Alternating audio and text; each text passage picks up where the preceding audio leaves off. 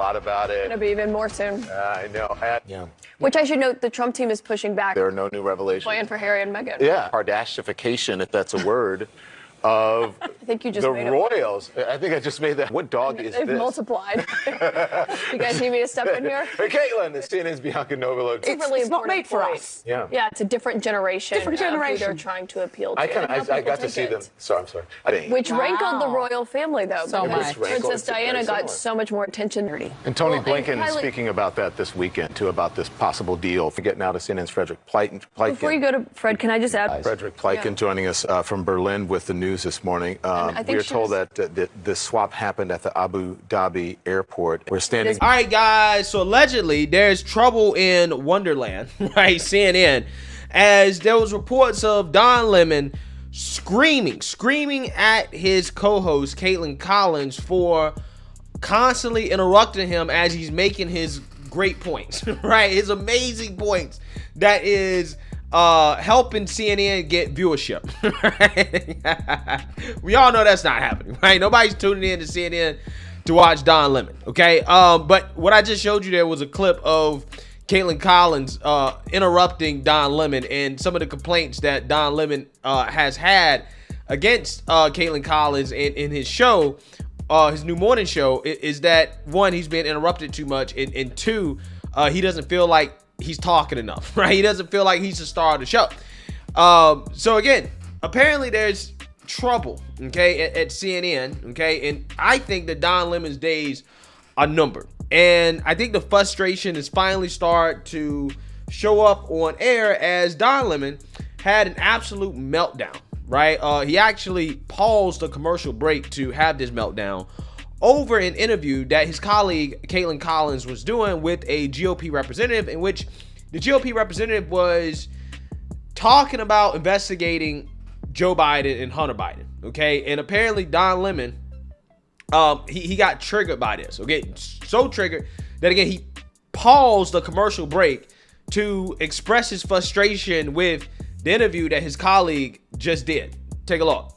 Okay, so you say you will ask for the visitor names for Biden and for Pence, but not for former President Trump. Well, they're already looking into that.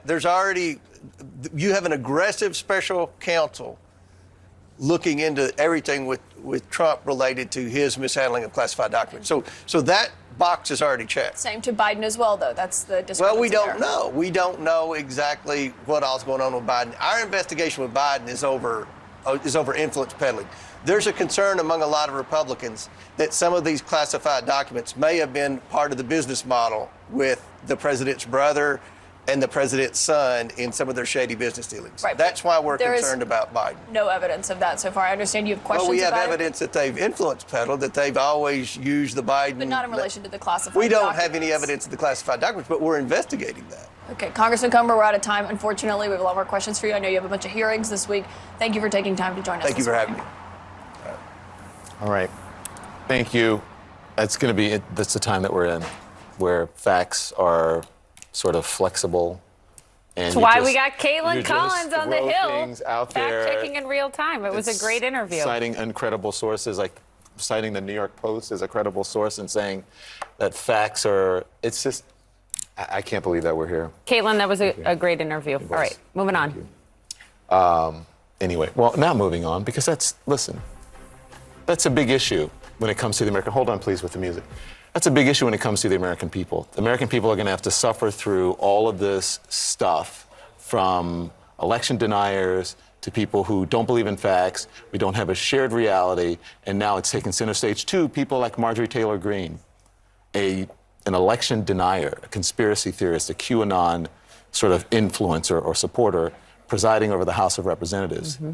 It's a sad day for America when that happens, and it's a sad time for us when we have to deal with that. Yeah.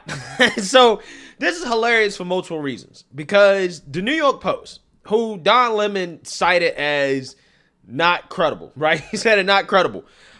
First and foremost, the New York Post is the newspaper that published the Hunter Biden story originally, okay? They said it was not Russian disinformation. It was real. Your outlet, right, CNN, said it was Russian disinformation, that it's not real. So again, I don't understand how Don Lemon can accuse the New York Post as being uncredible when when it comes to the subject of Hunter Biden and influence peddling, okay, Joe Biden as well too, the New York Post has been more accurate than CNN, right? Again, it's just amazing how that works. But you know what's going on here? The New York Post is also the news outlet that reported on Don Lemon and his meltdown against his co-host, Kaitlin Collins, right? Where Don Lemon allegedly was screaming at her for interrupting him, right? The New York Post reported on that. They broke that story. So Don Lemon, right, is salty that the New York Post is posting true stories, right? Not just about Hunter Biden and the Biden administration, but also about him and the meltdowns that he's having at CNN behind the scenes. Again, this guy is losing it, right? He is losing it, okay? Donna Lemonade, ladies and gentlemen, right? This guy needs to change his tampon, right? He's about to lose his job, right? I mean, his days are numbered. I'm telling you, okay? Furthermore, I just love how Don seems to take issue with the GOP investigating Biden, but took no issue with the Democrats investigating Trump, right? He had no issues with the Democrats wasting time in Congress investigating Trump for Russian collusion, right? He had no problem with Adam Schiff peddling the Steele dossier, aka the Trump pee-pee tapes, right? This idea that Trump likes to get peed on by Russian prostitutes. Yeah, all those things that were being peddled by the Democrats, those conspiracies, he had no problem with it. Right? He had no problem with it. He didn't sit here and question, why are you wasting time, the American people's time? Why do we have to suffer through all these conspiracies about Trump? Right? He had no issue with it. In fact, he was a part of it, right? He was a part of pushing the Russia collusion hoax. Or put it this way, he didn't push back against it, right? He didn't question it, okay? Again, it's funny how these people who claim not to be partisan actors are always showing us that, yeah, you're 100% partisan. You're playing for a team. This guy had no issue with the January 6th commission, right? Which wasted the American people's time investigating Trump for, I don't know, what did they accuse him of, right? Collusion to overthrow the government, something like that, right? Something that was never proven, okay? What has been the result of the January 6th commission? Absolutely nothing. Absolutely nothing. This is why the FBI had to resort to raiding Trump, right, over the classified documents. It was like, okay, the January 6th probe didn't work out, and then we got to go on to the next thing, right? We're going on to classified documents. Again, it's absolutely amazing how partisan this guy is, right? He can't give a segment and just simply criticize Democrats without bringing up Trump. Like, for example, when it comes to the Chinese spy balloon, right, that, you know, flew over the United States under Joe Biden's watch, okay? Watch Don Lemon and his response to this allegedly happening under Trump as well, too. Take a look. I'm confused by Alex, and I wonder what you're hearing from officials, which is the notion that there were previous occurrences of this, which we heard from the Pentagon right after this was happening. Esper, the former defense secretary, told us Friday he had no idea about any of this ever happening. And now they're saying that they were discovered after Trump left office. I mean, I don't understand how that happens and they don't notice it. Yeah, in this case, it was clearly discovered in real time. It was spotted the 28th of January near Alaska over the Aleutian Islands, and then it swept down through Canada into the United States. And the Pentagon has said clearly there were these three other instances during the Trump administration. We've heard from former President Trump himself, as well as his Secretary of Defense, Mark Esper, saying that didn't happen during the administration. And now, just last night, we heard from the White House that it was only after when Biden came into office that they discovered that this had happened during the Trump administration. So clearly there's some kind of analysis that is happening, some kind of intelligence gathering that has only determined long after Trump left office that these balloons were in fact from China and had briefly crossed over the continental United States. And I think it's that briefly that is very important. What was different here, according to experts and the Pentagon, was that this thing loitered. It hung out over the United States for quite some time. It took a long time to cross the country. It was maneuverable. They were able to direct it. This was able to gather intelligence in a more robust way than some of these previous balloons.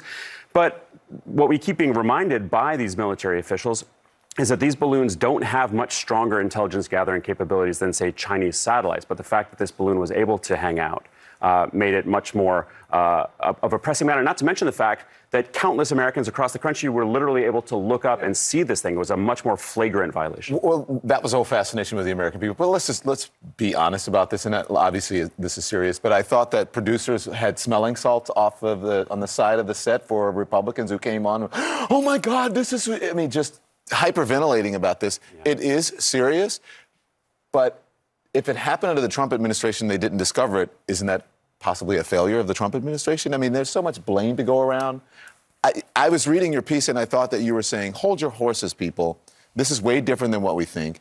Don't hyperventilate over it. This has happened before, and this is just sort of an intelligence race or a spying race that both countries have been going through for such a long time. So just sort of hold your horses and see.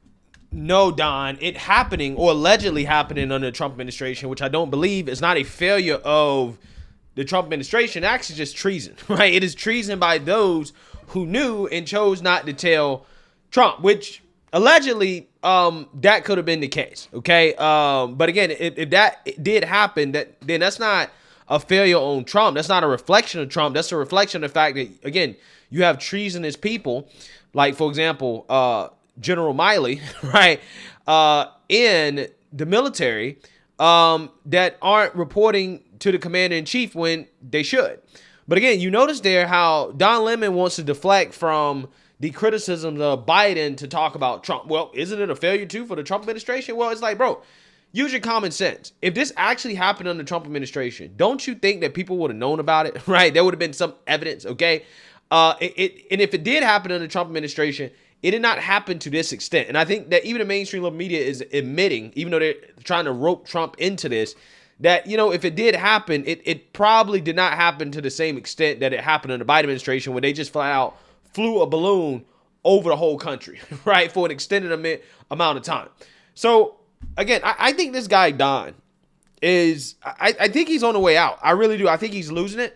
I think that he is pissed that he got demoted to a morning show. He's pissed that he's not a one-man show anymore, and that he has to share the spotlight with people that he believes is probably less talented than him, not as good at him as his job. And I think it's getting to him. I really do. I think it's getting to Don, man. I think we're seeing the fall of Don Lemon. I really do. But hey, let me know what you guys think. Make sure you like, comment, and subscribe. Most importantly, share a Black conservative perspective. Peace.